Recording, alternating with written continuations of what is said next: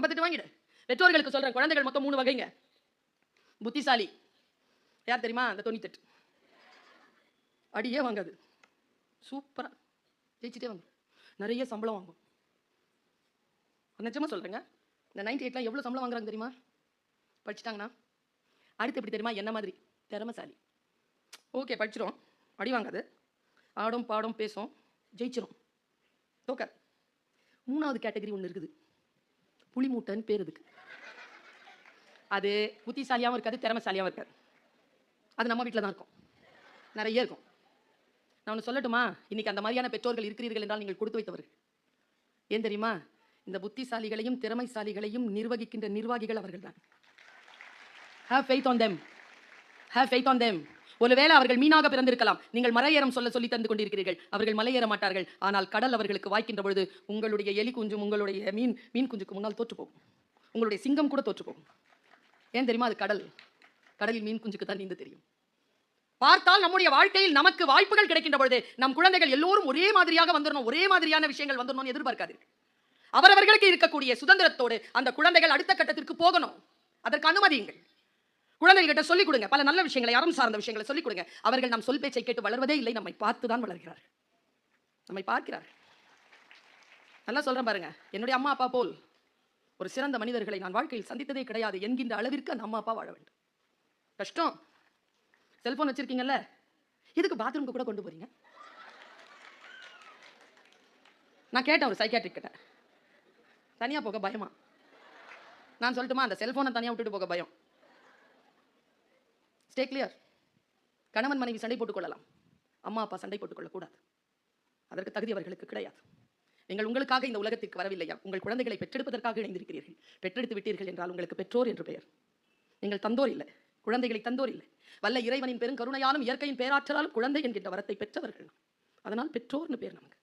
Have gratitude. அந்த குழந்தைகளை எப்படி வளர்க்க வேண்டுமோ அப்படி வளருங்கள். எங்கே கண்டிக்க வேண்டுமோ அங்கே கண்டிப்பு, எங்கே அன்பு செலுத்த வேண்டுமோ அங்கே அன்பு, எங்கே அவர்களுடன் நட்போடு இருக்க வேண்டுமோ அங்கே நட்பு, எங்கே அவர்களுக்கு அறம் சொல்ல வேண்டும். கிருஷ்ணன் மாதிரி இருக்க. கிருஷ்ணன் பாருங்க, கோபியரோடையும் இருப்பான், அவன் அமைச்சரோடையும் இருப்பான், உயர்ந்து நின்று கீதையும் சொல்லுவான். அப்படித்தான் பெற்றோர்கள் என்பவர்கள் மிக உயர்ந்த நிலையில் இருக்கக்கூடியவர்கள். நான் ஒரு விஷயம் சொல்றேன், நான் இது பல இடங்கள்ல சொல்லியிருக்கேன், பெற்றோர்கள் ரொம்ப ஃப்ரெஷ்ஷாக கேட்டுட்டு இருக்கீங்கிறதுனால சொல்றேன். நம்முடைய மேனாள் டிஜிபி, இதுக்கு முன்னால இருந்தவங்க பேர் ஞாபகம் இருக்கா? எனிபாடி? சைலேந்திர பாபு ஐபிஎஸ். நானும் அவரும் இன்னிலேருந்து 15 வருஷத்துக்கு முன்னால அண்ணா நகர்ல SBOI ஸ்கூல் இருக்குல்ல, அங்க பேச போயிருந்தோம் சார். எனக்கு அவர் யாருன்னு தெரியாதப்போ, அவர் அவ்வளவு உயர்ந்த பதவியில் இல்லை. அப்போ அவர் வேற ஏதோ ஒரு உயர்ந்த பதவியில் இருந்தார், டிஜிபியா இல்லை. நான் as usual I am speaker. நான் வந்து உட்கார்ந்து இருக்கிறேன், அவரும் உட்கார்ந்துருக்காரு.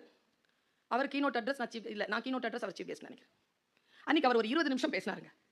அதுல 8 நிமிஷம் அவர் பேசின பேச்சு இருக்குல்ல, என் வாழ்க்கையில் என் மரணம் வரைக்கும் நான் மறக்க மாட்டேன். நல்ல ஸ்பீக்கர்ஸ்ங்கிறவங்க யார் தெரியுமா? தமிழ் உறவுகளை பேசிட்டு போறவங்க இல்ல, பேசிட்டு போனதுக்கு அப்புறமா உள்ள பேசிக்கிட்டே இருக்கிறவங்க. உள்ள பேசிக்கிட்டே இருக்கணும். ஏதோ ஒன்று சொன்னாங்களே இதை சொல்லிட்டாங்களே இந்த மாதிரி உள்ள இருந்துகிட்டே இருக்கணும்.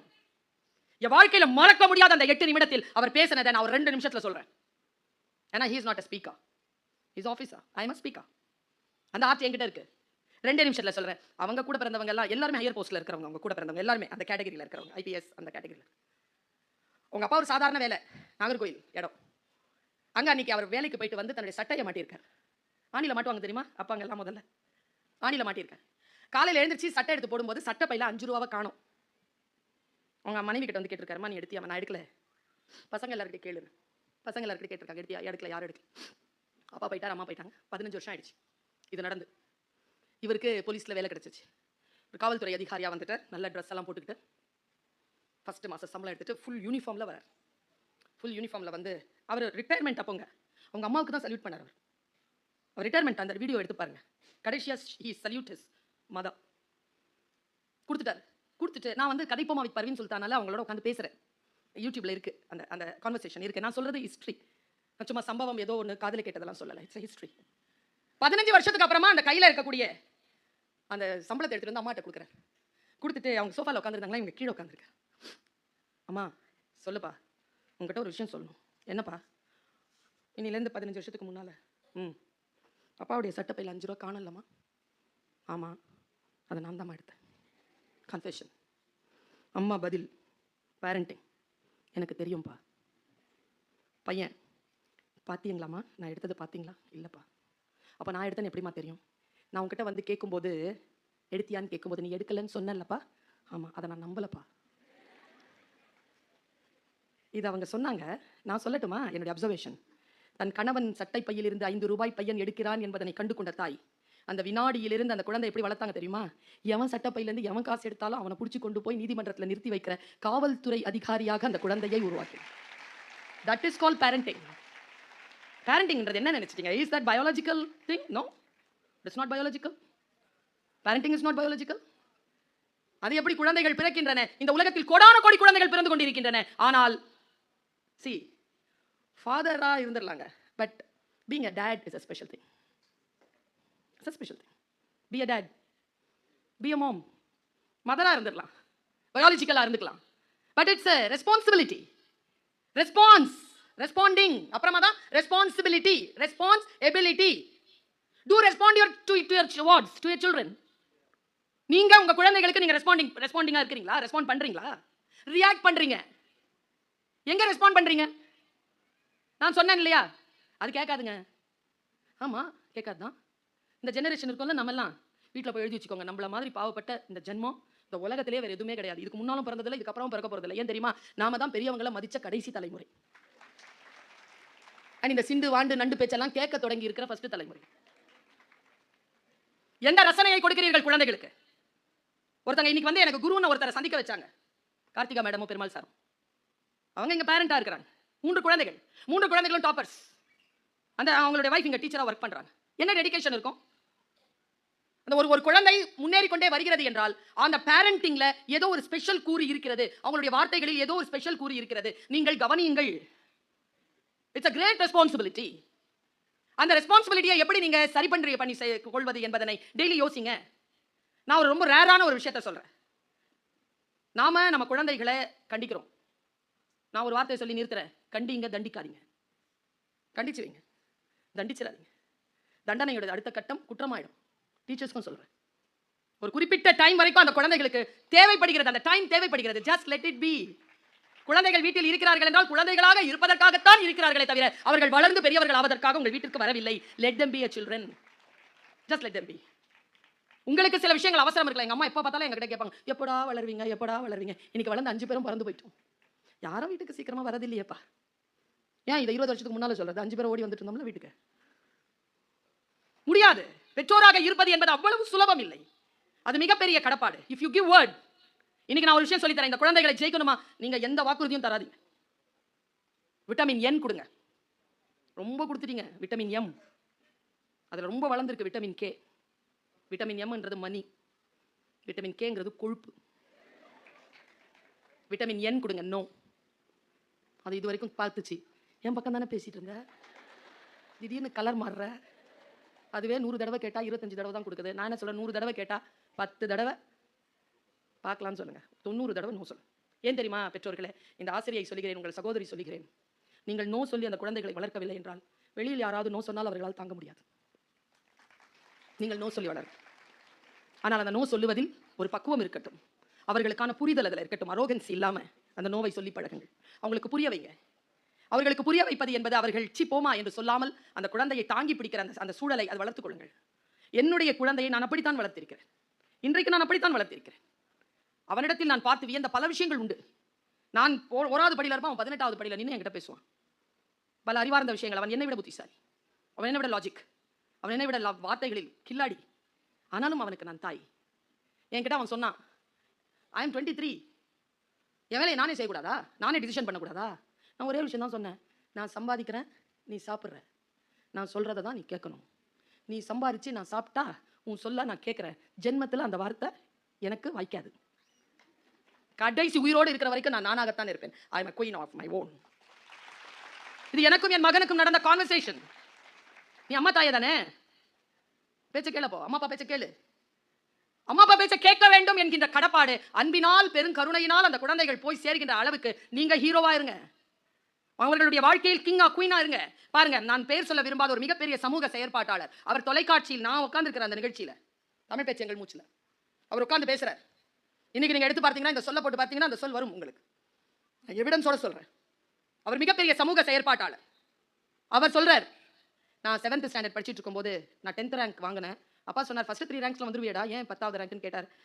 நான் ஒன்றும் சொல்லலை. அடுத்த ஹாஃப் இயர்லியில் 3 ரேங்க்ஸ்குள்ளே வந்துட்டேன்னா நீ என்ன கேட்குறியோ வாங்கி தரேன். அப்போ என்ன நாங்கள் கேட்போம், என் வயதிலிருந்து ஒரு 10 வயது குறைவாக இருக்கின்ற வரைக்குமான மக்கள் என்ன கேட்டிருப்போம், ஸ்கெட்ச் பென், கலர் பென், எவ்வளோ கேட்போம்? நான் 2 தான் கேட்பேன், நான் 1 தான் கேட்பேன். எனக்கு அடுத்த தலைமுறை 2 கேட்டிருக்கு, அதுக்கப்புறம் ஒரு பேக்கெட் கேட்கும், அவ்வளோதான். அவர் அந்த பையன் 3 கேட்டிருக்கான். 3 என்னென்ன கலர்னு கேட்டிருக்காரு. ரெட்டு, ப்ளூ, பச்சை. ஓகே, வாங்கிட்டு வந்துரு நீ. சரி, அவன் ஹாஃப் இயர்லியில் 3rd ரேங்க் வந்துட்டான். வீட்டுக்கு வந்து அப்பா வெளியூர் போயிருக்காரு. வெள்ளிக்கிழமை சாயந்தரம் வெயிட் பண்ணிட்டே இருந்திருக்கான், அப்பா வரல. சனிக்கிழமை வரல, ஞாயிற்றுக்கிழமை லீவு வரல. திங்கக்கிழமை காலையில் போகணும். காலையில் எழுந்திரிச்சு யூனிஃபார்ம் மாட்டிட்டு அம்மாட்ட கொண்டு போய் ப்ராக்ரஸ் ரிப்போர்ட் கொடுத்துருக்கான். அம்மா வந்துருச்சேடா ரிப்போர்ட்டு. வந்துருச்சுமா. ஏண்டா கொடுக்கல? அப்பாட்ட கொடுக்கணும்னு. போடா, அப்பா சொன்னார்டா, நீ வந்து ப்ராக்ரஸ் ரிப்போர்ட் கொண்டு வந்து கொடுத்தேன்னா நீயா கேட்காத அவனா கொடுப்பான்னு சொன்னார்டா.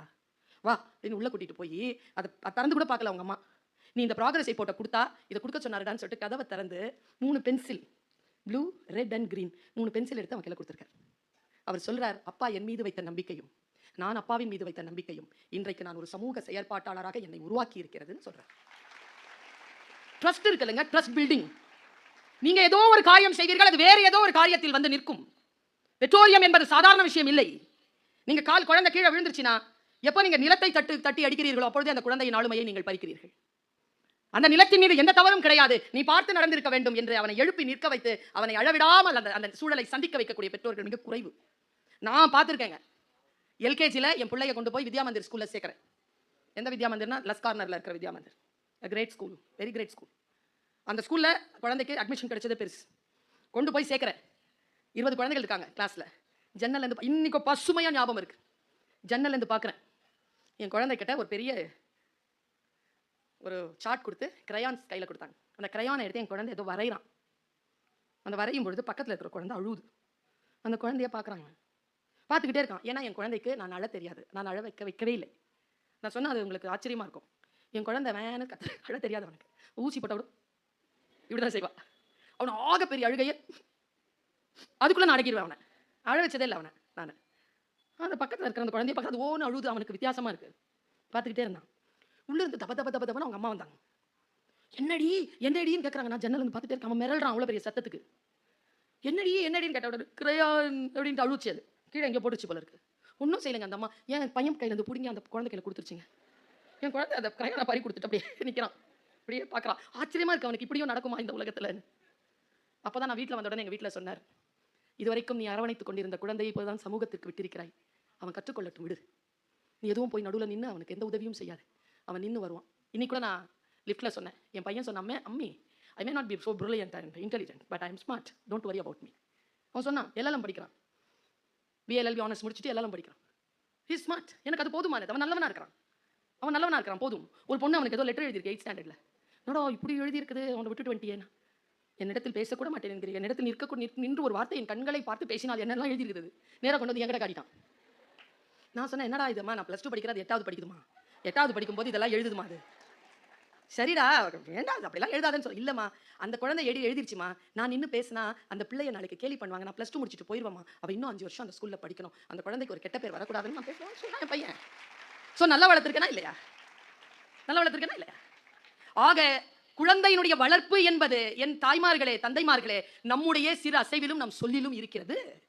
எப்படி அந்த குழந்தைகளை நாம் வளர்த்தெடுப்பது, ஆசிரியர்கள் எப்படி அந்த குழந்தைகளை பாதுகாப்பது, ஆண் குழந்தைகள் பெண் குழந்தைகள் எல்லோருக்கும் சொல்லுகிறேன். குழந்தைகளை நான் இதை சொல்றது ரொம்ப நாபிலிருந்து சொல்றேன், தாய்னா அறம் பேசுகிறேன். கவனமா கேட்டுக்கோ என் பேச்ச. நீ வச்சிருக்கிறல்ல உடம்பு, உன்னோட இருக்கிற உடல், அது நீ ஏதோ இளமையா வளர்ந்து ஆளாகி வேறு ஏதோ பெண்ணையோ ஆணையோ திருமணம் செய்து கொண்டு நீங்கள் 2 பேரும் சந்தோஷமாக வாழ்வதற்காக வளர்த்தெடுக்கப்படவில்லை. அது யாருடைய உடல் தெரியுமா? நீ இன்பங்களை தவறாக அனுபவிக்க முடியாதபடிக்கு நீ கட்டுப்பாட்டில் இருந்து அந்த உடலை பாதுகாக்க வேண்டும். ஏனென்றால் அது உன் மனைவிக்கோ கணவனுக்கோ உன் பிள்ளைக்கானதோ இல்லை, அது யாருக்கானது என்றால் 10 மாதம் சுமந்து பெற்றெடுத்தால அம்மா, வளர்த்து ஆளாக்குனார்ல அப்பா, அந்த அம்மா அப்பாக்குரியது அந்த உடல். அந்த உடலை மரியாதை செய். எங்கேயும் போய் அடிபட்டுட்டு வராத, அதுக்குள்ள எந்த ஒரு தவறான விஷயத்தையும் போட்டு நோய்வாய்ப்பட்டுடாத. எந்த அளவிற்கு நீ புனிதமாக உன் உடலை காக்கிறாயோ அந்த அளவிற்கு அந்த பெற்றோருக்கு நீ நன்றி செலுத்துகிறாய் என்று பொருள். அம்மா அப்பாவுக்கு அப்படிதான் நன்றி செலுத்த முடியும். உன் உடலை பாதுகாத்து மட்டும் தான் நன்றி செலுத்த முடியும். படிப்பெல்லாம் வந்துடும், இவங்க பார்த்துக்குவாங்க. அதை இல்லை, அவெல்லாம் விட மாட்டாங்க. 100% ரிசல்ட் தானே மேடம், விட மாட்டாங்க. அதுல இருந்து ஜெயிக்கிறது எப்படின்னு தான். நீ உன் தாய் தந்தையருக்கு எதை தருகிறாய்? நான் ஒரு சின்ன விஷயத்தை சொல்றேன். சரி, இன்னொரு 10 நிமிஷம் பேசலாம். பேசலாமா இன்னொரு 10 நிமிஷம் மட்டும் அந்த குழந்தைகளுக்கு சொல். பாய்ஸ் அண்ட் கேர்ள்ஸ்க்கு சொல்றேன், கொஞ்சம் புரிஞ்சுக்கோங்க. அதாவது இப்போ சொல்றது ஒருவேளை புரியாம இருக்கலாம் உங்களுக்கு, பட் காதல வாங்கி வச்சுக்கோ, வாங்கி வச்சுக்கோ. நான் ஒரு காலேஜில் ப்ரொஃபஸராக இருக்கேன். இன்னும் 2-3 வருஷத்தில் என்னை நீ வேறு ஒரு உயர்ந்த இடத்தில் நீ என்னை பார்ப்பாய். நான் வளர்ந்து கொண்டிருக்கிறேன். முதல்ல என்னுடைய லைஃப்பை வந்து நான் ஸ்டார்ட் பண்ணது ஒரு பென்சிலில் தான் குழந்தைகள். ஐ வாஸ் அ பிடி teacher for LKG UKG and 5th standard primary ஸ்கூலில் ஒரு பிடி டீச்சராக தான் நான் போனேன். இன்னைக்கு ஒரு பல்கலைக்கழகத்தில் இருக்கக்கூடிய அகாடமிக் கவுன்சில் மெம்பர் சார். நான் வந்து ஒரு காலேஜில் எனக்கு கீழே வந்து 4 பேர் பிஹெச்டி பண்ணுறாங்க. ஒருத்தங்க சப்மிட் பண்ணிட்டாங்க. ஐம் அ கை. நான் பிஹெச்டியில் நான் ஒரு கல்வியாளர் தான். நான் இந்த அளவுக்கு வளர்ந்துருக்கேன். இப்போ என் கையில் இருக்கக்கூடிய பென் கிரீன் பென். பென்சில்ல இருந்து நான் கிரீன் பென்னுக்கு வந்திருக்கேன். இன்னும் 2-3 வருஷத்துல என் கிரீன் பென்ல இருக்கக்கூடிய கிரீன் இங்குக்கான அதிகாரம் கூடும்.